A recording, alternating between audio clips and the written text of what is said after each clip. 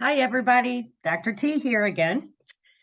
Just wanting to offer some words of encouragement and words, I don't want to say of advice, but maybe of guidance.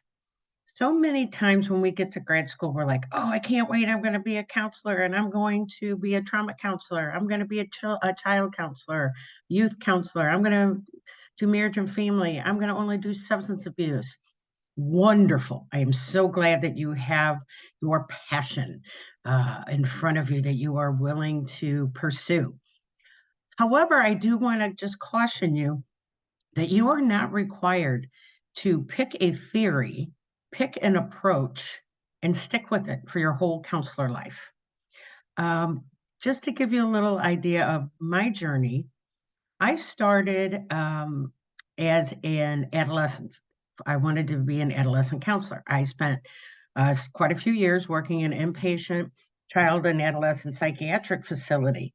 And I thought, oh, I want to transfer that then to outpatient.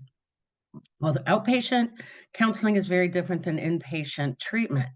And as I went through my graduate studies in counseling, I thought, well, maybe not just adolescents. How about adolescents and family and maybe marriage and family?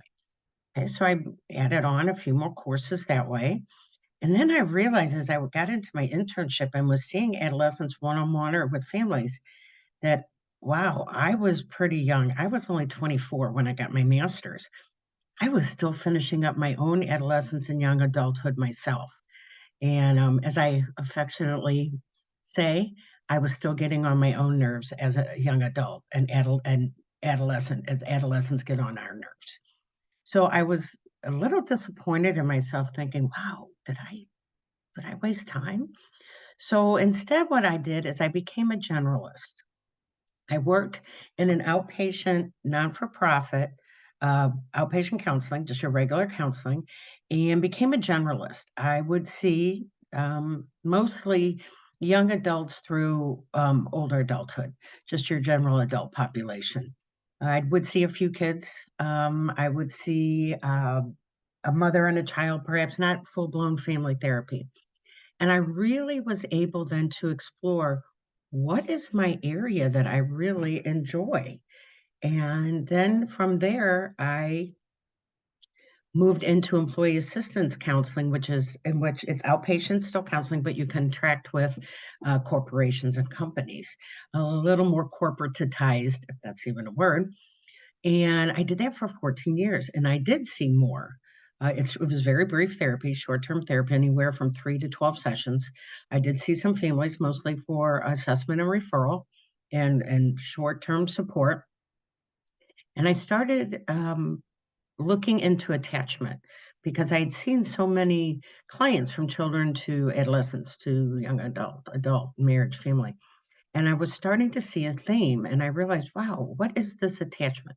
On top of the fact I'm adopted, so that kind of fits in there too. Um, so I started exploring that, and I realized, wow, attachment goes across the lifespan from womb to tomb. So I looked at that and truly then pursued in my doctorate. I got a doctorate in counselor education and supervision, but with a real focus on attachment and development. Never in my wildest dreams back in my master's would I have thought that I'd be a developmental psychologist. And every experience I had, um, even the ones that taught me what I don't want to be or what I don't want to do, has led me to where I am. And I think that's very important for your journey into counselor identity, counselor development, and what population you wish to work with. So if you come in and you know exactly who you want to work with, fabulous. And if you don't, fabulous too. I think I repeated that's a repetition from another of my welcome video, perhaps. But I just want to reiterate that please keep an open mind. There is no wasted learning experience ever. Take it from me.